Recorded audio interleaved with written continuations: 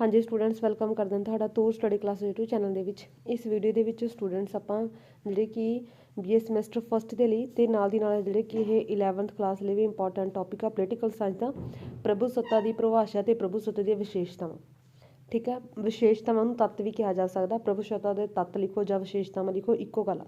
ਤੇ ਵਿਸ਼ੇਸ਼ਤਾਵਾਂ ਨੂੰ ਲੱਛਣ ਵੀ ਕਹਿ ਲੈਂਦੇ ਨੇ। ठीक है, ਸੋ ਕਨਫਿਊਜ਼ ਨਹੀਂ ਹੋਣਾ।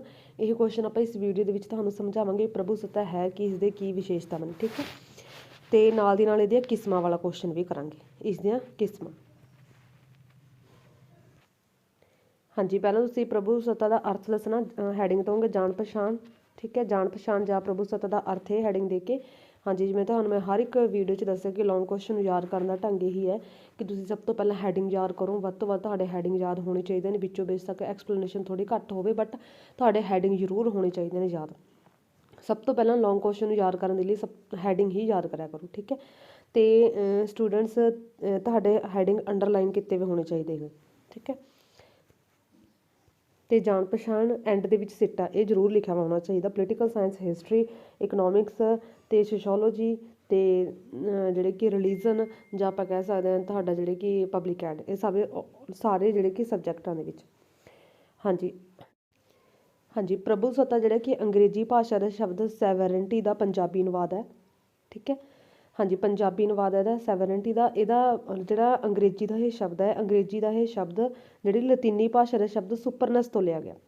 ਲਤੀਨੀ ਭਾਸ਼ਾ ਦੇ ਸ਼ਬਦ ਸੁਪਰਨਸ ਤੋਂ ਲਿਆ ਗਿਆ। ਆਪਾਂ ਕਹਿ ਸਕਦੇ ਕਿ ਜਿਹੜਾ ਪੰਜਾਬੀ ਦੇ ਵਿੱਚ ਪ੍ਰਭੂ ਸੱਤਾ ਜਿਹੜੇ ਕਿ ਅੰਗਰੇਜ਼ੀ ਭਾਸ਼ਾ ਦਾ ਸ਼ਬਦ ਸੈਵਰਨਟੀ ਦਾ ਅਨੁਵਾਦ ਹੈ।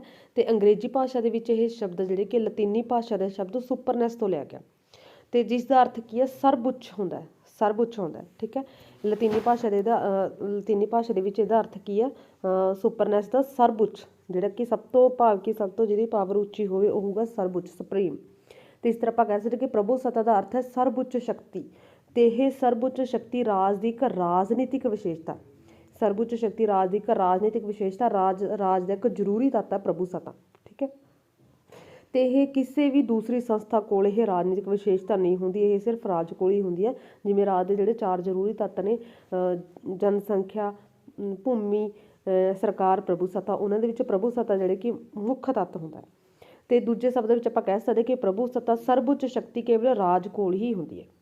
ਹੁਣ ਆਪਾਂ ਇਹਦੀ ਪਰਿਭਾਸ਼ਾ ਕਰਾਂਗੇ। ਹਾਂਜੀ, ਪਰਿਭਾਸ਼ਾ ਦੇ ਵਿੱਚੋਂ ਜਿੰਨੇ ਵੀ ਤੁਹਾਡੇ ਰਾਈਟਰ ਦਿੱਤੇ ਹੋਏ ਤੁਸੀਂ ਇਹਨਾਂ ਦੇ ਵਿੱਚੋਂ ਕਿਸੇ 2 ਦੀ ਕਰ ਸਕਦੇ ਹੋ। ਜਿਵੇਂ ਬਿਲੋਬੀ ਦੇ ਅਨੁਸਾਰ ਪ੍ਰਭੂ ਸੱਤਾ ਰਾਜ ਦੀ ਸਰਵਉੱਚ ਇੱਛਾ ਹੈ। ਇਹ ਈਜ਼ੀ ਹੈ ਕਿ ਪ੍ਰਭੂ ਸੱਤਾ ਰਾਜ ਦੀ ਸਰਵਉੱਚ ਇੱਛਾ ਹੈ। ਤੇ ਜੇ ਤਾਂ ਤੁਹਾਨੂੰ ਡੈਫੀਨੇਸ਼ਨ ਡਿਟੋ ਯਾਦ ਹੁੰਦੀ ਹੈ ਫਿਰ ਤਾਂ ਤੁਸੀਂ ਉਹਨੂੰ ਕੌਮਿਆਂ ਦੇ ਵਿੱਚ, ਇਨਵਰਟਡ ਕੌਮਿਆਂ ਦੇ ਵਿੱਚ ਦਿਆ ਕਰੋ। ਅਗਰ ਤੇ ਜੇ ਤੁਸੀਂ ਤੁਹਾਨੂੰ ਯਾਦ ਨਹੀਂ ਹੈ, ਤੁਸੀਂ ਉਹਨੂੰ ਆਪਣੀ ਵਰਡਿੰਗ ਦੇ ਵਿੱਚ ਲਿਖਣਾ ਚਾਹੁੰਦੇ ਹੋ ਫਿਰ ਜਿਹੜੇ ਕਿ ਕੌਮੇ ਨਾ ਦਿਆ ਕਰੋ। ਠੀਕ ਹੈ, ਹਾਂਜੀ ਇੱਕ ਆਪਾਂ ਦੇਖ ਲੈਂਦੇ ਹਾਂ। ਜੈਲੀਨੇਕ ਦੇ ਅਨੁਸਾਰ ਪ੍ਰਭੂ ਸੱਤਾ ਰਾਜ ਦੀ ਉਹ ਵਿਸ਼ੇਸ਼ਤਾ ਜਿਸ ਦੇ ਕਾਰਨ ਰਾਜ ਆਪਣੀ ਇੱਛਾ ਤੋਂ ਬਿਨਾਂ ਕਿਸੇ ਦੂਜੀ ਸ਼ਕਤੀ ਦੁਆਰਾ ਕਾਨੂੰਨੀ ਤੌਰ 'ਤੇ ਸੀਮਿਤ ਨਹੀਂ ਕੀਤਾ ਜਾ ਸਕਦਾ।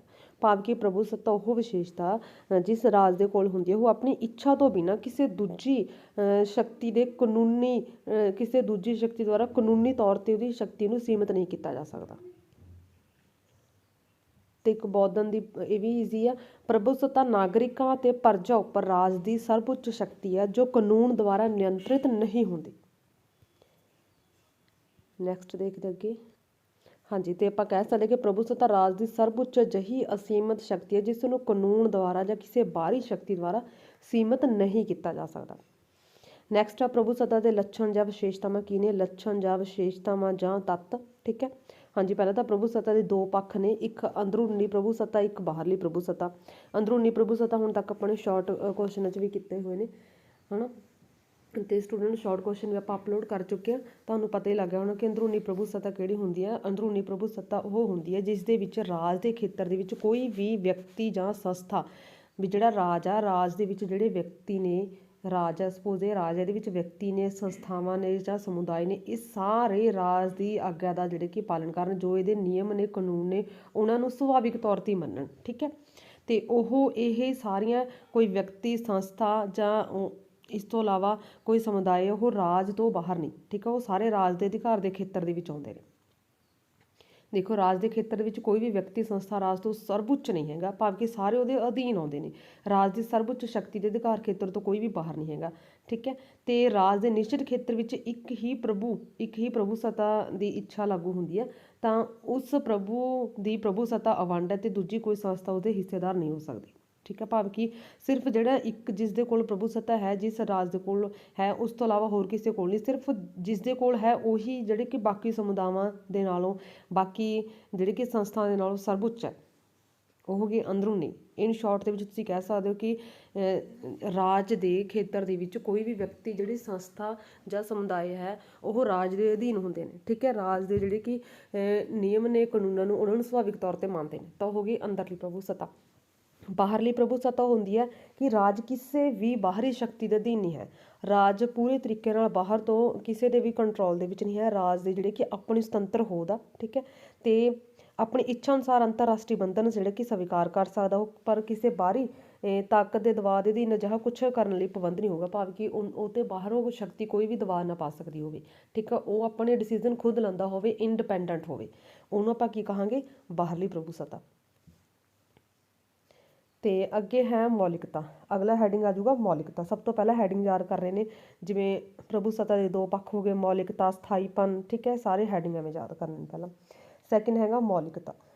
ਪ੍ਰਭੂ ਸੱਤਾ ਦਾ ਜਿਹੜੇ ਕਿ ਇੱਕ ਹੋਰ ਮਹੱਤਵਪੂਰਨ ਤੱਤ ਜਾਂ ਲੱਛਣ ਜਾਂ ਆਪਾਂ ਕਹਿ ਸਕਦੇ ਵਿਸ਼ੇਸ਼ਤਾ ਇਹ ਹੈ ਕਿ ਇਹ ਮੌਲਿਕਤਾ ਹੈ, ਇਹਦੇ ਵਿੱਚ ਗੁਣ।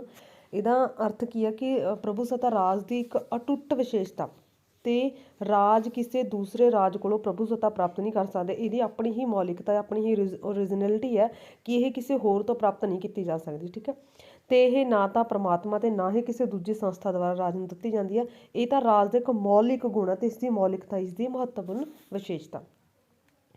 ਨੈਕਸਟ ਹੈ ਸਥਾਈਪਨ। ਹਾਂਜੀ, ਪ੍ਰਭੂ ਸੱਤਾ ਰਾਜ ਦਾ ਸਥਾਈ ਗੁਣ ਹੈ। ਰਾਜ ਦੀ ਹੋਂਦ ਪ੍ਰਭੂ ਸੱਤਾ ਦੀ ਹੋਂਦ ਦੇ ਨਾਲ ਹੀ ਕਾਇਮ ਹੁੰਦੀ ਹੈ। ਭਾਵ ਕਿ ਰਾਜ ਦੀ ਵੀ ਹੋਂਦ ਤਾਂ ਹੀ ਹੋਊਗੀ ਜੇ ਪ੍ਰਭੂ ਸੱਤਾ ਹੋਊਗੀ। ਜੇ ਰਾਜ ਦੇ ਚਾਰੇ ਜ਼ਰੂਰੀ ਤੱਤਾਂ ਵਿੱਚੋਂ ਪ੍ਰਭੂ ਸੱਤਾ ਤੱਤ ਹੈ, ਠੀਕ ਹੈ, ਤਾਂ ਹੀ ਰਾਜ ਹੋਂਦ ਦੇ ਵਿੱਚ ਹੋਊਗਾ। ਅਗਰ ਪ੍ਰਭੂ ਸੱਤਾ ਨਹੀਂ ਹੈ ਤਾਂ ਉਹ ਰਾਜ ਨਹੀਂ ਹੋਊਗਾ। ਤਾਂ ਆਪਾਂ ਕਹਿ ਸਕਦੇ ਕਿ ਸਥਾਈਪਨ ਹੈ, ਠੀਕ ਹੈ। ਪ੍ਰਭੂ ਸੱਤਾ ਅੰਤ ਹੋਣ ਦੇ ਨਾਲ ਹੀ ਫਿਰ ਰਾਜ ਦਾ ਵੀ ਅੰਤ ਹੋ ਜਾਊਗਾ। ਤੇ ਸ਼ਾਸਕ ਦੀ ਮੌਤ ਜਾਂ ਸਰਕਾਰ ਦੇ ਟੁੱਟਣ ਜਾਂ ਬਦਲਣ ਦੇ ਨਾਲ ਪ੍ਰਭੂ ਸੱਤਾ ਦੇ ਕੋਈ ਅੰਤ ਨਹੀਂ ਹੁੰਦਾ। ਭਾਵ ਕਿ ਜੇ ਸਰਕਾਰਾਂ ਬਦਲਦੀਆਂ ਨੇ ਜਾਂ ਸ਼ਾਸਕ ਕੁਛ ਕਿਸੇ ਵੀ ਤਰੀਕੇ ਨਾਲ ਕੋਈ ਚੀਜ਼ ਚੇਂਜਸ ਆਉਂਦੇ ਨੇ, ਬਟ ਪ੍ਰਭੂ ਸੱਤਾ ਖਤਮ ਨਹੀਂ ਹੁੰਦੀ ਤੇ ਇਹ ਸਥਾਈ ਆ। ਜੇ ਕਿਸੇ ਕਾਰਨ ਸਰਕਾਰ ਦੇ ਵਿੱਚ ਕੋਈ ਤਬਦੀਲੀ ਹੁੰਦੀ ਹੈ ਤਾਂ ਉਸ ਤਬਦੀਲੀ ਦੇ ਨਾਲ ਰਾਜ ਦੀ ਪ੍ਰਭੂ ਸੱਤਾ ਦੇ ਸਥਾਈਪਨ ਉੱਤੇ ਕੋਈ ਅਸਰ ਨਹੀਂ ਪੈਂਦਾ, ਠੀਕ ਹੈ। ਤੇ ਰਾਜ ਦੀ ਪ੍ਰਭੂ ਸੱਤਾ ਦੀ ਵਰਤੋਂ ਕਰਨ ਵਾਲੀ ਸੰਸਥਾ ਜਾਂ ਏਜੰਸੀ ਦੇ ਵਿੱਚ ਵੀ ਤਬਦੀਲੀ ਹੁੰਦੀ ਹੈ ਤਾਂ ਵੀ, ਏਜੰਸੀ ਭਾਵ ਕਿ ਸਰਕਾਰ, ਠੀਕ ਹੈ, ਇਹਦੇ ਵਿੱਚ ਵੀ ਕੋਈ ਤਬਦੀਲੀ ਹੁੰਦੀ ਹੈ ਤਾਂ ਵੀ ਇਸ ਦੇ ਵਿੱਚ ਕੋਈ ਚੇਂਜਸ ਨਹੀਂ ਆਉਂਦੇ, ਇਹ ਸਥਾਈ ਹੈ। ਅੱਗੇ ਹੈ ਨਿਰਕੁਸ਼ਤਾ। ਹਾਂਜੀ, ਰਾਜ ਦੀ ਪ੍ਰਭੂ ਸੱਤਾ ਨਿਰਕੁਸ਼ ਹੁੰਦੀ ਹੈ। ਪ੍ਰਭੂ ਸੱਤਾ ਦੀ ਨਿਰਕੁਸ਼ਤਾ ਦਾ ਅਰਥ ਇਹ ਹੈ ਕਿ ਪ੍ਰਭੂ ਸੱਤਾ ਕਿਸੇ ਕਾਨੂੰਨੀ ਬੰਧਨ ਦੇ ਅਧੀਨ ਨਹੀਂ ਹੁੰਦੀ। ਭਾਵ ਕਿ ਕਿਸੇ ਵੀ ਹੋਰ ਕਿਸੇ ਕਾਨੂੰਨੀ ਬੰਧਨ ਦੇ ਅਧੀਨ ਨਹੀਂ ਹੁੰਦੀ।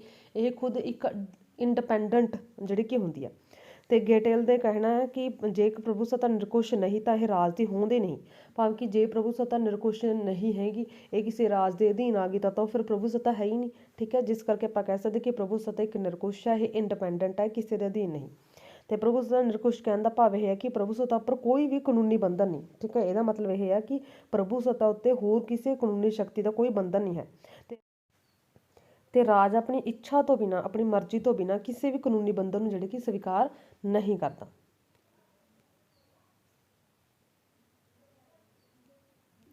ਅੱਗੇ ਆ ਜਾਊਗਾ ਆਪਣਾ 5th ਪੁਆਇੰਟ। ਇਹ 5th ਹੋ ਗਿਆ, ਠੀਕ ਹੈ। ਨੈਕਸਟ ਹੋਊਗਾ 6th, ਅੱਗੇ 6th ਤੇ 7th, ਠੀਕ ਹੈ। ਹਾਂਜੀ, ਨਿਵੇਕਲਾਪਨ। ਪ੍ਰਭੂ ਸੱਤਾ ਦਾ 5th ਹੋ ਗਿਆ, ਠੀਕ ਹੈ। 4 ਆਪਾਂ ਪਹਿਲਾਂ ਕਰ ਚੁੱਕੇ। 5th ਹੈ ਕਿ ਇਹਦਾ ਨਿਵੇਕਲਾਪਨ ਹੈ। ਇਹਦਾ ਅਰਥ ਹੈ ਕਿ ਰਾਜ ਵਿੱਚ ਇੱਕ ਹੀ ਸਮੇਂ ਤੇ ਇੱਕ ਹੀ ਪ੍ਰਭੂ ਸੱਤਾ ਜਿਹੜੇ ਕਿ ਹੁੰਦੀ ਹੈ। ਇਹ ਨਹੀਂ ਹੈ ਵੀ ਇੱਕ ਹੀ ਸਮੇਂ ਦੋ ਪ੍ਰਭੂ ਹੋਣ, ਠੀਕ ਹੈ। ਮਤਲਬ ਕਿ ਰਾਜ ਦੇ ਵਿੱਚ ਇਹ ਨਹੀਂ ਹੈ ਕਿ ਇੱਕ ਹੀ ਸਮੇਂ ਦੇ ਵਿੱਚ ਦੋ ਕੋਲ ਇਹ ਸ਼ਕਤੀ ਹੋਵੇ। ਇਹ ਸ਼ਕਤੀ ਸਿਰਫ ਇੱਕ ਜਣੇ ਕੋਲ ਹੀ ਹੁੰਦੀ ਹੈ। ਜਿਵੇਂ ਮੈਂ ਕਹਿ ਸਕਦਾ ਕਿ ਇੱਕ ਮਿਆਨ ਦੇ ਵਿੱਚ ਦੋ ਤਲਵਾਰਾਂ ਨਹੀਂ ਆ ਸਕਦੀਆਂ, ਉਸੇ ਤਰ੍ਹਾਂ ਇੱਕ ਰਾਜ ਦੇ ਵਿੱਚ ਦੋ ਪ੍ਰਭੂ ਸੱਤਾਧਾਰੀ ਜਿਹੜੇ ਕਿ ਨਹੀਂ ਹੋ ਸਕਦੇ, ਦੋ ਪ੍ਰਭੂ ਨਹੀਂ ਹੋ ਸਕਦੇ। ਰਾਜ ਦੇ ਵਿੱਚ ਇੱਕ ਹੀ ਪ੍ਰਭੂ ਸੱਤਾ ਵਾਲਾ ਹੁੰਦਾ ਜਿਸ ਦੀ ਆਗਿਆ ਦਾ ਪਾਲਣ ਸਾਰੇ ਮਨੁੱਖ ਤੇ ਸੰਸਥਾਵਾਂ ਕਰਦੇ ਨੇ।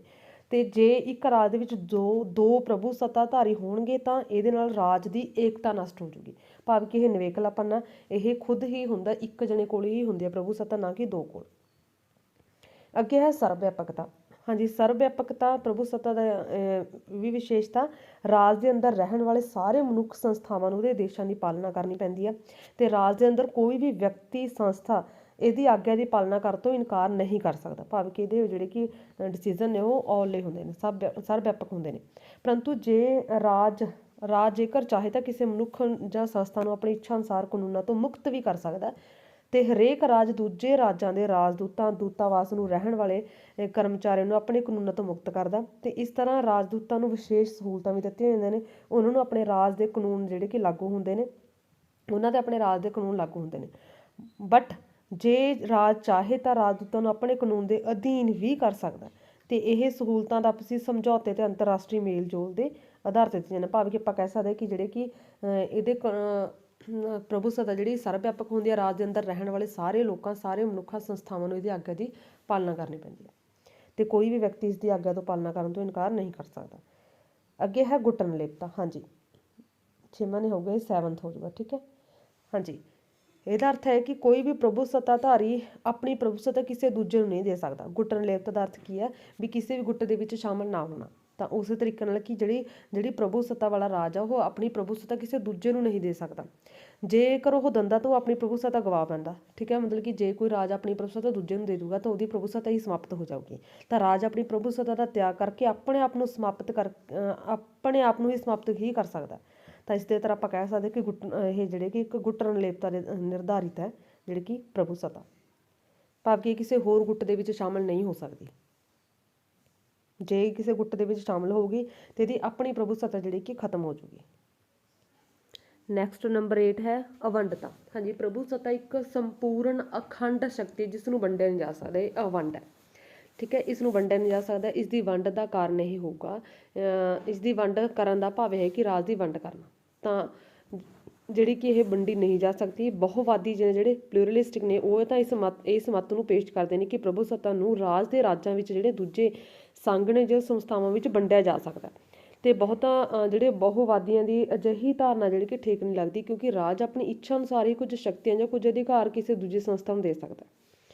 ਤੇ ਜੈਲੀਨੇਕ ਨੇ ਕਿਹਾ ਕਿ ਵੰਡੀ ਹੋਈ, ਘਟਾਈ ਹੋਈ, ਸੀਮਤ ਕੀਤੀ ਹੋਈ ਪ੍ਰਭੂਸੱਤਾ ਦੀ ਧਾਰਨਾ ਦੀ ਇੱਕ ਨਿਖੇਧੀ ਕਰਨਾ। ਠੀਕ ਹੈ। ਵੀ ਬੇਸ਼ੱਕ ਬਹੁਵਾਦੀ ਕਹਿੰਦੇ ਨੇ, ਬਹੁਲਤਾਵਾਦੀ ਵਾਲੇ, ਵੀ ਜਿਹੜੀ ਕਿ ਪ੍ਰਭੂਸੱਤਾ ਅਲੱਗ-ਅਲੱਗ ਸੰਸਥਾਵਾਂ 'ਚ ਵੰਡੀ ਜਾਣੀ ਚਾਹੀਦੀ ਹੈ, ਬਟ ਇਹਦੇ ਨਾਲ ਜਿਹੜੀ ਕਿ ਪ੍ਰਭੂਸੱਤਾ ਖਤਮ ਹੋ ਜਾਊਗੀ। ਤਾਂ ਬਸ ਇਹ ਕਿਹਾ ਜਾ ਸਕਦਾ ਕਿ ਪ੍ਰਭੂਸੱਤਾ ਜਿਹੜੇ ਕਿ ਰਾਜ ਆਪਣੀ ਇੱਛਾ ਅਨੁਸਾਰ ਕੁਝ ਰਾਈਟਸ ਆ, ਜਿਹੜੇ ਕਿ ਕੁਝ ਅਧਿਕਾਰ ਆ ਜਿਹੜੇ ਕਿ ਕਿਸੇ ਦੂਜੇ ਸੰਸਥਾਵਾਂ ਨੂੰ ਦੇ ਸਕਦਾ ਆਪਣੀ ਇੱਛਾ ਦੇ ਅਨੁਸਾਰ। ਤਾਂ ਅੱਗੇ ਹੈ ਅਵਿਨਾਸ਼ਤਾ। ਅਵਿਨਾਸ਼ਤਾ ਭਾਵ ਕਿ ਮਿਆਦ ਰਹਿਤ। ਇਹਦੀ ਕੋਈ ਵੀ ਇੱਕ ਮੈਚਿਓਰਿਟੀ ਨਹੀਂ ਹੈਗੀ ਵੀ ਕਦੋਂ ਤੱਕ ਜਿਹੜੇ ਕਿ ਰਹਿਣੀ ਹੈ। ਇਹ ਆਪਾਂ ਕਹਿ ਸਕਦੇ ਇੱਕ ਸਥਾਈ ਹੈ, ਵੀ ਇਹਦੀ ਮਿਆਦ ਨਹੀਂ ਹੈ ਕੋਈ ਵੀ, ਇਹ ਮਿਆਦ ਰਹਿਤ ਆ। ਠੀਕ ਹੈ। ਪ੍ਰਭੂਸੱਤਾ ਮਿਆਦ ਰਹਿਤ ਆ, ਅਵਿਨਾਸ਼ਤਾ ਮਤਲਬ ਕਿ ਇਹਦਾ ਕਦੇ ਵਿਨਾਸ਼ ਨਹੀਂ ਹੋ ਸਕਦਾ। ਤੇ ਇਹਦਾ ਅਰਥ ਹੈ ਕਿ ਸਮੇਂ ਦੇ ਬੀਤਣ ਨਾਲ ਪ੍ਰਭੂਸੱਤਾ ਉੱਪਰ ਕੋਈ ਪ੍ਰਭਾਵ ਨਹੀਂ ਪੈਂਦਾ। ਜੇ ਕਾਫੀ ਲੰਬੇ ਸਮੇਂ ਤੱਕ ਵੀ ਪ੍ਰਭੂਸੱਤਾ ਦੀ ਵਾਸਤਵਿਕ ਵਰਤੋਂ ਨਾ ਕੀਤੀ ਜਾਂਦੀ ਤਾਂ ਇਸ ਦਾ ਅੰਤ ਨਹੀਂ ਹੁੰਦਾ। ਠੀਕ ਹੈ। ਮਤਲਬ ਕਿ ਇਹ ਨਹੀਂ ਹੈ ਵੀ ਜੇ ਇਹਦੀ ਪ੍ਰਭੂਸੱਤਾ ਦੀ ਵਰਤੋਂ ਨਹੀਂ ਕੀਤੀ ਗਈ, ਵਾਸਤਵਿਕ ਵਰਤੋਂ ਨਹੀਂ ਕੀਤੀ ਗਈ ਤਾਂ ਇਹ ਖਤਮ ਹੋ ਜਾਏਗੀ, ਐਵੇਂ ਨਹੀਂ ਹੁੰਦਾ। ਉਦਾਹਰਨ ਦੇ ਤੌਰ ਤੇ ਭਾਰਤ ਨੇ ਕਈ ਸਾਲਾਂ ਤੱਕ ਅਰੁਣਾਚਲ ਪ੍ਰਦੇਸ਼ ਤੇ ਲੱਦਾਖ ਦੇ ਖੇਤਰ ਵਿੱਚ ਆਪਣੀ ਪ੍ਰਭੂਸੱਤਾ ਦਾ ਵਾਸਤਵਿਕ ਪ੍ਰਗਟਾਵਾ ਨਹੀਂ ਕੀਤਾ, ਬਟ ਇਹਦੇ ਨਾਲ ਉਹਨਾਂ ਖੇਤਰਾਂ ਸੰਬੰਧੀ ਭਾਰਤ ਦੀ ਪ੍ਰਭੂਸੱਤਾ ਖਤਮ ਨਹੀਂ ਹੋ ਗਈ। ਠੀਕ ਹੈ। ਤੇ ਕਿਸੇ ਰਾਜ ਦਾ ਕੋਈ ਅਜਿਹਾ ਖੇਤਰ ਹੋ ਸਕਦਾ ਜਿਸ ਸੰਬੰਧੀ ਉੱਪਰ ਉਹ ਰਾਜ ਕਾਫੀ ਲੰਬੇ ਸਮੇਂ ਤੱਕ ਆਪਣੀ ਪ੍ਰਭੂਸੱਤਾ ਦੀ ਵਾਸਤਵਿਕ ਵਰਤੋਂ ਨਹੀਂ ਕਰਦਾ, ਬਟ ਇਹਦਾ ਮਤਲਬ ਇਹ ਨਹੀਂ ਹੈ ਕਿ ਪ੍ਰਭੂਸੱਤਾ ਖਤਮ ਹੋ ਗਈ ਜਾਂ ਪ੍ਰਭੂਸੱਤਾ ਵਿਨਾਸ਼ ਹੋ ਗਈ। ਪ੍ਰਭੂਸੱਤਾ ਖਤਮ ਨਹੀਂ ਹੁੰਦੀ ਤੇ ਵਿਨਾਸ਼ ਨਹੀਂ ਹੁੰਦੀ, ਇਹ ਮਿਆਦ ਰਹਿਤ ਹੈ। ਠੀਕ ਹੈ। ਅਵਿਨਾਸ਼ ਇਹਦੇ ਵਿੱਚ ਐਂਡ ਦੇ ਵਿੱਚ ਫਿਰ ਤੁਸੀਂ ਸਿੱਟਾ ਦੇਣਾ। ਠੀਕ ਹੈ। ਸਿੱਟਾ ਦੇਣਾ। ਤੇ ਹੁਣ ਇਹ ਆਪਣੇ 9 ਪੁਆਇੰਟ। ਹੁਣ ਆਪਾਂ ਦੇਖਦੇ ਹਾਂ ਪ੍ਰਭੂਸੱਤਾ ਦੀਆਂ ਜਿਹੜੇ ਕਿ ਵਿਸ਼ੇਸ਼ਤਾਵਾਂ ਦੇ ਨਾਲ ਕਈ ਵਾਰ ਤੁਹਾਨੂੰ ਇਹ ਵੀ ਪੁੱਛ ਲੈਂਦੇ ਨੇ ਕਿ ਇਹਦੇ ਵਿਭਿੰਨ ਕਿਸਮਾਂ ਦੱਸੋ, ਪ੍ਰਭੂਸੱਤਾ ਦੀਆਂ ਵਿਭਿੰਨ ਕਿਸਮਾਂ ਦੱਸੋ। ਤਾਂ ਤੁਸੀਂ ਪ੍ਰਭੂਸੱਤਾ ਦਾ ਅਰਥ ਆਪਣੇ ਕਰ ਲਿਆ ਤੇ ਵਿਸ਼ੇਸ਼ਤਾਵਾਂ ਵੀ ਕਰ ਲਈਆਂ। ਵਿਸ਼ੇਸ਼ਤਾਵਾਂ ਨੂੰ ਕਈ ਵਾਰ ਤੱਤ ਵੀ ਲਿਖ ਦਿੰਦੇ ਨੇ ਤੇ ਕਈ ਵਾਰ ਜਿਹੜੇ ਕਿ ਲੱਛਣ ਵੀ ਲਿਖ ਦਿੰਦੇ, ਸੋ ਕਨਫਿਊਜ਼ ਨਹੀਂ ਹੋਣਾ। ਹੁਣ ਇਹਦੇ ਆਪਾਂ ਟਾਈਪਸ ਕਰਦੇ ਹਾਂ। ਹਾਂਜੀ, ਪ੍ਰਭੂਸੱਤਾ ਦੇ ਟਾਈਪਸ। ਨਾਮਾਤਰ ਤੇ ਵਾਸਤਵਿਕ ਪ੍ਰਭੂਸੱਤਾ। ਨਾਮਾਤਰ ਪ੍ਰਭੂਸੱਤਾ ਉਹ ਵਿਅਕਤੀ ਜਾਂ ਵਿਅਕਤੀਆਂ ਦਾ ਸਮੂਹ ਹੁੰਦਾ ਜਿਨ੍ਹਾਂ ਕੋਲ ਸ਼ਾਸਨ ਦੀਆਂ ਸਾਰੀਆਂ ਸ਼ਕਤੀਆਂ ਤਾਂ ਹੁੰਦੀਆਂ ਨੇ, ਬਟ ਉਹਨਾਂ ਦੀ ਵਰਤੋਂ ਨਹੀਂ ਕਰਦੇ। ਤੇ ਉਹਨਾਂ ਸ਼ਕਤੀਆਂ ਦੀ ਵਰਤੋਂ ਉਹ ਆਪ ਨਹੀਂ ਕਰਦਾ, ਇਹ ਕੰਮ ਉਸ ਦੇ ਨਾਂ ਤੇ ਕੋਈ ਹੋਰ ਕਰਦਾ। ਜਿਵੇਂ ਕਿ ਇੰਗਲੈਂਡ ਦੇ ਵਿੱਚ। ਠੀਕ ਹੈ। ਇੰਗਲੈਂਡ ਦੇ ਵਿੱਚ ਰਾਜਾ ਨਾਮਾਤਰ ਪ੍ਰਭੂ ਆ, ਤੇ ਸਮੁੱਚਾ ਸ਼ਾਸਨ ਬੇਸ਼ੱਕ ਉਹਦੇ ਨਾਂ ਤੇ ਚਲਾਇਆ ਜਾਂਦਾ, ਬਟ ਉਹ ਖੁਦ ਸ਼ਾਸਨ ਨਹੀਂ ਕਰਦਾ। ਐਵੇਂ ਆਪਾਂ ਰਾਸ਼ਟਰਪਤੀ, ਜਿਵੇਂ ਰਾਸ਼ਟਰਪਤੀ ਜਿਹੜੇ ਕਿ ਨਾ ਮਾਤਰ ਕਾਰਜਪਾਲਿਕਾ, ਬਟ ਅਸਲੀ ਕਾਰਜਪਾਲਿਕਾ ਕੌਣ ਹੁੰਦੀ ਹੈ? ਪ੍ਰਧਾਨ ਮੰਤਰੀ ਤੇ ਮੰਤਰੀ ਮੰਡਲ। ਅੱਗੇ ਹੈ ਵਾਸਤਵਿਕ ਪ੍ਰਭੂ, ਉਹ ਹੁੰਦਾ ਜੋ ਵਾਸਤਵਿਕ ਤੌਰ ਤੇ ਪ੍ਰਭੂ ਸੱਤਾ ਦੀ ਵਰਤੋਂ ਕਰਦਾ, ਜਿਵੇਂ ਕਿ ਅਮਰੀਕਾ ਦਾ ਰਾਸ਼ਟਰਪਤੀ। ਠੀਕ ਹੈ। ਨੈਕਸਟ ਹੈ ਕਾਨੂੰਨੀ ਤੇ ਰਾਜਨੀਤਿਕ ਪ੍ਰਭੂ ਸੱਤਾ। ਹਾਂਜੀ, ਕਾਨੂੰਨੀ ਪ੍ਰਭੂ ਸੱਤਾ ਉਸ ਵਿਅਕਤੀ ਜਾਂ ਵਿਅਕਤੀਆਂ ਦੇ ਸਮੂਹ ਦੇ ਵਿੱਚ ਹੁੰਦੀ ਹੈ। ਕਾਨੂੰਨੀ ਪ੍ਰਭੂ ਸੱਤਾ ਉਹਨਾਂ ਵਿਅਕਤੀ ਜਾਂ ਵਿਅਕਤੀਆਂ ਦੇ ਸਮੂਹਾਂ ਦੇ ਵਿੱਚ ਹੁੰਦੀ ਹੈ ਜਿਨ੍ਹਾਂ ਦੇ ਕੋਲ ਕਾਨੂੰਨ ਨਿਰਮਾਣ ਦੀ ਸਰਵਉੱਚ ਸ਼ਕਤੀ ਹੁੰਦੀ ਹੈ, ਭਾਵ ਕਿ ਜਿਨ੍ਹਾਂ ਨੇ ਕਾਨੂੰਨਾਂ ਦਾ ਨਿਰਮਾਣ ਕਰਨ ਦੀ ਜਿਨ੍ਹਾਂ ਕੋਲ ਸ਼ਕਤੀ ਹੁੰਦੀ ਹੈ, ਉਹ ਕਿਹੜੀ ਪ੍ਰਭੂ ਸੱਤਾ ਹੋਗੀ? ਕਾਨੂੰਨੀ ਪ੍ਰਭੂ ਸੱਤਾ। ਤੇ ਕਾਨੂੰਨੀ ਪ੍ਰਭੂ ਸੱਤਾ ਦੇ ਬਣਾਏ ਹੋਏ ਕਾਨੂੰਨ ਸਮੁੱਚੇ ਸਮਾਜ ਦੇ ਵਿੱਚ ਲਾਗੂ ਹੁੰਦੇ ਨੇ ਤੇ ਰਾਜ ਦੇ ਜਿਹੜੇ ਅੰਡਰ ਰਹਿੰਦੇ ਨੇ, ਰਾਜ ਦੇ ਵਿੱਚ ਰਹਿਣ ਵਾਲੇ ਸਾਰੇ ਵਿਅਕਤੀ ਤੇ ਸਮੁਦਾਇ ਉਹਨਾਂ ਕਾਨੂੰਨਾਂ ਦੀ ਪਾਲਣਾ ਕਰਦੇ ਨੇ, ਭਾਵ ਕਿ ਜਿਹੜੇ ਨੂੰ ਕਾਨੂੰਨ ਬਣਾਉਣ ਦੀ ਸ਼ਕਤੀ ਹੁੰਦੀ ਹੈ, ਸਰਵਉੱਚ ਸ਼ਕਤੀ ਹੁੰਦੀ ਹੈ ਜਿਨ੍ਹਾਂ ਦੇ ਕੋਲ, ਉਹਨੂੰ ਆਪਾਂ ਕਹਿੰਦੇ ਨੇ ਕਾਨੂੰਨੀ ਪ੍ਰਭੂ ਸੱਤਾ। ਤੇ ਕਾਨੂੰਨੀ ਪ੍ਰਭੂ ਸੱਤਾ ਸਿਧਾਂਤਿਕ ਤੌਰ ਤੇ ਸਭ ਕੁਝ ਕਰ ਸਕਦੀ ਹੈ, ਬਟ ਵਿਵਹਾਰਿਕ ਤੌਰ ਤੇ ਉਹ ਵੋਟਰਾਂ ਦੀ ਇੱਛਾਵਾਂ ਨੂੰ ਨਹੀਂ ਚੇਂਜ ਕਰ ਸਕਦੀ। ਠੀਕ ਹੈ, ਵੋਟਰਾਂ ਦੇ ਇੱਛਾਵਾਂ ਦੇ ਅੱਗੇ ਉਹਨਾਂ ਨੂੰ ਝੁਕਣਾ ਪੈਂਦਾ। ਤੇ ਆਪਾਂ ਕਹਿ ਸਕਦੇ ਵੋਟਰਾਂ ਨੂੰ ਰਾਜਨੀਤਿਕ ਪ੍ਰਭੂ ਕਿਹਾ ਜਾਂਦਾ। ਰਾਜਨੀਤਿਕ ਪ੍ਰਭੂ ਸੱਤਾ ਕਿਹਨਾਂ ਕੋਲ ਹੁੰਦੀ ਹੈ? ਵੋਟਰਾਂ ਕੋਲ। ਅੱਗੇ ਹੈ ਵਿਧਾਨਿਕ ਤੇ ਵਿਵਹਾਰਿਕ ਪ੍ਰਭੂ ਸੱਤਾ। ਹਾਂਜੀ, ਵਿਧਾਨਿਕ ਪ੍ਰਭੂ ਸੱਤਾ ਉਸ ਵਿਅਕਤੀ ਦੇ ਸਮੂਹਾਂ ਨੂੰ ਕਹਿੰਦੇ ਨੇ। ਠੀਕ ਹੈ, ਵਿਧਾਨਿਕ ਪ੍ਰਭੂ ਉਸ ਵਿਅਕਤੀ ਦੇ ਸਮੂਹਾਂ ਨੂੰ ਕਹਿੰਦੇ ਨੇ ਜਿਹਦੇ ਕੋਲ ਕਾਨੂੰਨ ਦੇ ਆਧਾਰ ਤੇ ਪ੍ਰਭੂ ਸੱਤਾ ਹੁੰਦੀ ਹੈ, ਮਤਲਬ ਕਿ ਕਾਨੂੰਨ ਦੇ ਆਧਾਰ ਤੇ ਪ੍ਰਭੂ ਸੱਤਾ ਜਿਨ੍ਹਾਂ ਕੋਲ ਹੁੰਦੀ ਹੈ ਉਹਨੂੰ ਆਪਾਂ ਕਹਿੰਦੇ ਹਾਂ ਵਿਧਾਨਿਕ ਪ੍ਰਭੂ ਸੱਤਾ। ਤੇ ਵਿਧਾਨਿਕ ਪ੍ਰਭੂ ਨੂੰ ਕਾਨੂੰਨ ਦੁਆਰਾ ਸਰਵਉੱਚ ਸ਼ਕਤੀ ਹੁੰਦੀ ਹੈ ਤੇ ਉਹ ਆਪਣੀ ਆਗਿਆਵਾਂ ਦਾ ਜਿਹੜੀ ਕਿ ਪਾਲਣ ਕਰਵਾ ਸਕਦਾ। ਤੇ ਜਿਹੜਾ ਵਿਵਹਾਰਿਕ ਪ੍ਰਭੂ ਉਹ ਹੁੰਦਾ ਜਿਹਦੇ ਕੋਲ ਜਿਹੜੇ ਕਿ ਉਹਨਾਂ ਵਿਅਕਤੀਆਂ ਦੇ ਸਮੂਹ ਨੂੰ ਕਹਿੰਦੇ ਨੇ ਜਿਨ੍ਹਾਂ ਦੇ ਕੋਲ ਦੇਸ਼ ਦਾ ਦੇਸ਼ ਦਾ ਵਾਸਤਵਿਕ ਸ਼ਾਸਕ ਹੁੰਦਾ, ਬਟ ਸ਼ਕਤੀਆਂ ਦਾ ਆਧਾਰ ਕਾਨੂੰਨੀ ਨਾ ਹੋ ਕੇ ਸ਼ਕਤੀ ਹੁੰਦਾ, ਭਾਵ ਕਿ ਜਿਹਦੇ ਕੋਲ ਸ਼ਕਤੀਆਂ ਦਾ ਆਧਾਰ ਹੁੰਦਾ ਕਾਨੂੰਨ ਨਹੀਂ ਹੁੰਦਾ, ਭਾਵ ਕਿ ਜਿਹੜੇ ਵਿਵਹਾਰਿਕ ਪ੍ਰਭੂ ਸੱਤਾ ਵਾਲਾ ਉਹ ਸਮੂਹ ਹੁੰਦਾ ਜਿਨ੍ਹਾਂ ਕੋਲ ਜਿਹੜੇ ਕਿ ਕਾਨੂੰਨੀ ਤੌਰ ਤੇ ਸ਼ਕਤੀ ਨਹੀਂ ਹੁੰਦੀ, ਬਟ ਉਹਨਾਂ ਕੋਲ ਇੱਕ ਪਾਵਰ ਹੁੰਦੀ ਹੈ ਜਿਹਦੇ ਨਾਲ ਉਹ ਜਿਹੜੇ ਕਿ ਆਪਣੇ ਜਿਹੜੇ ਕਿ ਆਦੇਸ਼ਾਂ ਦਾ ਪਾਲਣ ਕਰਵਾ ਸਕਦੇ ਨੇ। ਤੇ ਜਦੋਂ ਵਿਧਾਨਿਕ ਪ੍ਰਭੂ ਆਪਣੇ ਆਦੇਸ਼ਾਂ ਦਾ ਪਾਲਣ ਕਰਵਾਉਣ ਦੀ ਸ਼ਕਤੀ ਗਵਾ ਦਿੰਦਾ, ਠੀਕ ਆ, ਜਿਹਦੇ ਕੋਲ ਕਾਨੂੰਨੀ ਸ਼ਕਤੀ ਹੈ ਉਹ ਗਵਾ ਦਿੰਦਾ, ਠੀਕ ਆ, ਬਟ ਹੋਰ ਵਿਅਕਤੀ ਜਾਂ ਵਿਅਕਤੀਆਂ ਦਾ ਸਮੂਹ ਆਪਣੇ ਆਦੇਸ਼ਾਂ ਦਾ ਪਾਲਣਾ ਕਰਵਾਉਣ ਦੇ ਵਿੱਚ ਸਫਲ ਹੋ ਜਾਂਦੇ ਨੇ। ਤਾਂ ਜਿਨ੍ਹਾਂ ਨੇ ਜਿਹੜੇ ਸਫਲ ਹੋ ਗਏ ਦੇਸ਼ਾਂ ਦੀ ਪਾਲਣਾ ਕਰਵਾਉਣ ਦੇ ਵਿੱਚ, ਬੇਸ਼ੱਕ ਉਹਨਾਂ ਦੇ ਕੋਲ ਕਾਨੂੰਨੀ ਸ਼ਕਤੀ ਨਹੀਂ ਸੀ, ਤਾਂ ਉਹਨਾਂ ਦੇ ਪਿੱਛੇ ਕਿਹੜੀ ਸ਼ਕਤੀ ਸੀ? ਉਹਨਾਂ ਦੇ ਪਿੱਛੇ ਸੀ ਸ਼ਕਤੀ। ਠੀਕ ਹੈ, ਉਹਨਾਂ ਦੇ ਪਿੱਛੇ ਕਿਹੜੀ ਸੀ? ਇੱਕ ਪਾਵਰ ਸੀ। ਠੀਕ ਹੈ, ਪਾਵਰ। ਤਾਂ ਉਹਨੂੰ ਆਪਾਂ ਕੀ ਕਹਾਂਗੇ? ਵਿਵਹਾਰਿਕ ਪ੍ਰਭੂ। ਮਤਲਬ ਕਿ ਕਾਨੂੰਨੀ ਮਾਨਤਾ ਨਹੀਂ ਸੀ, ਬੇਸ਼ੱਕ ਉਹਨਾਂ ਨੇ ਆਦੇਸ਼ਾਂ ਦਾ ਪਾਲਣ ਕਰਵਾ ਲਿਆ, ਤਾਂ ਉਹਨਾਂ ਨੂੰ ਆਪਾਂ ਕੀ ਕਹਾਂਗੇ? ਵਿਵਹਾਰਿਕ ਪ੍ਰਭੂ। ਜਿਨ੍ਹਾਂ ਦੇ ਕੋਲ ਕਾਨੂੰਨੀ ਸ਼ਕਤੀ ਹੈ ਤੇ ਉਹ ਜਦੋਂ ਆਪਣਾ ਜਿਹੜੇ ਕਿ ਨਹੀਂ ਆਪਣਾ ਅਸਰ ਕਰਵਾ ਪਾ ਰਹੇ, ਠੀਕ ਹੈ, ਆਪਣੀ ਆਗਿਆਵਾਂ ਦਾ ਪਾਲਣ ਨਹੀਂ ਕਰਵਾ ਪਾ ਰਹੇ, ਤਾਂ ਉਸ ਸਮੇਂ ਜਦੋਂ ਕੋਈ ਹੋਰ ਸਮੂਹ ਆਪਣੀਆਂ ਆਗਿਆਵਾਂ ਦਾ ਪਾਲਣ ਕਰਵਾਉਣ ਦੇ ਵਿੱਚ ਸਫਲ ਹੋ ਜਾਂਦਾ, ਬੇਸ਼ੱਕ ਉਹਨਾਂ ਨੂੰ ਕਾਨੂੰਨੀ ਮਾਨਤਾ ਨਹੀਂ ਹੈ, ਤਾਂ ਉਸ ਸਮੇਂ ਉਹ ਕਿਹੜਾ ਹੁੰਦਾ? ਵਿਵਹਾਰਿਕ ਪ੍ਰਭੂ ਸੱਤਾ। ਤੇ ਅੱਗੇ ਹੈ ਫੋਰਥ, ਲੋਕ ਪ੍ਰਭੂ ਸੱਤਾ। ਹਾਂਜੀ, ਲੋਕ ਪ੍ਰਭੂ ਸੱਤਾ ਤੋਂ ਭਾਵ ਇਹ ਹੈ ਕਿ ਪ੍ਰਭੂ ਸੱਤਾ ਜਨਤਾ ਦੇ ਕੋਲ ਹੋਵੇ। ਠੀਕ ਹੈ, ਲੋਕ ਪ੍ਰਭੂ ਸੱਤਾ ਦਾ ਭਾਵ ਕਿ ਜਨਤਾ ਦੇ ਕੋਲ ਹੋਵੇ ਪ੍ਰਭੂ ਸੱਤਾ। ਤੇ ਪ੍ਰੋਫੈਸਰ ਗਾਰਨਰ ਦੇ ਅਨੁਸਾਰ ਲੋਕ ਪ੍ਰਭੂ ਸੱਤਾ ਉਹ ਪ੍ਰਭੂ ਸੱਤਾ ਜੋ ਪ੍ਰਭੂ ਸੱਤਾ ਨੂੰ ਅਸਪਸ਼ਟ ਤੇ ਅਨਿਸ਼ਚਿਤ ਕਿਸੇ ਜਨ ਸਮੂਹ ਨੂੰ ਲੋਕਾਂ ਨੂੰ ਸੌਂਪਿਆ ਜਾਂਦਾ। ਠੀਕ ਹੈ, ਪ੍ਰਭੂ ਸੱਤਾ ਨੂੰ ਕਿਸੇ ਅਸਪਸ਼ਟ ਤੌਰ ਤੇ ਜਾਂ ਨਿਸ਼ਚਿਤ ਜਿਹੜਾ ਜਨ ਸਮੂਹ ਲੋਕਾਂ ਦਾ ਸਮੂਹ ਉਹਨੂੰ ਸੌਂਪ ਦਿੱਤਾ ਜਾਵੇ, ਤਾਂ ਉਹਨੂੰ ਆਪਾਂ ਕਹਾਂਗੇ ਲੋਕ ਪ੍ਰਭੂ ਸੱਤਾ। ਤੇ ਪ੍ਰੋਫੈਸਰ ਗਿਲ ਕ੍ਰਾਈਸਟ ਦੇ ਅਨੁਸਾਰ ਲੋਕ ਪ੍ਰਭੂ ਸੱਤਾ ਦਾ ਸਧਾਰਨ ਅਰਥ ਹੈ ਇੱਕ ਇਕੱਲੇ ਸ਼ਾਸਕ ਜਾਂ ਕੁਝ ਵਰਗਾਂ ਦੀ ਸ਼ਕਤੀ ਦੇ ਟਾਕਰੇ ਸਧਾਰਨ ਜਨਤਾ ਦੀ ਸ਼ਕਤੀ ਹੈ। ਇਹਦਾ ਅਰਥ ਹੈ ਕਿ ਬਾਲਗ ਵੋਟ ਅਧਿਕਾਰ, ਭਾਵ ਹਰੇਕ ਵਿਅਕਤੀ ਨੂੰ ਵੋਟ ਦੇਣ ਦਾ ਅਧਿਕਾਰ, ਜਨਤਾ ਦੇ ਚੁਣੇ ਹੋਏ ਪ੍ਰਤੀਨਿਧੀਆਂ ਦਾ ਵਿਧਾਨ ਮੰਡਲ ਦੇ ਕਾਬੂ ਤੇ ਰਾਸ਼ਟਰ ਦੇ ਧਨ ਤੇ ਜਨਤਾ ਦੁਆਰਾ ਚੁਣੇ ਹੋਏ ਪ੍ਰਤੀਨਿਧੀਆਂ ਦੇ ਕੰਟਰੋਲ ਤੋਂ।